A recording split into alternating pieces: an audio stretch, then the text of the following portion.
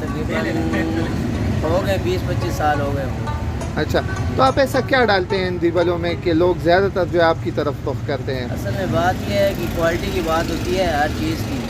इसमें मेन चीज़ दही होता है और जो है तो बड़ों में ज़रा सा क्वालिटी होती है ना, ये बता नहीं सकते, बताने की बात नहीं होती है, फार्मूला होता है हर चीज़ का। अच्छा, तो ये क्वालिटी वाइज जो मतलब हमारे मसालों में बात होती है, सारी चटनियों में बात होती है, ये बात है। दिबलों को चटखारेदार और मज़ेदार बनाने के लिए आप क्या क्या इस्तेमाल करते हैं?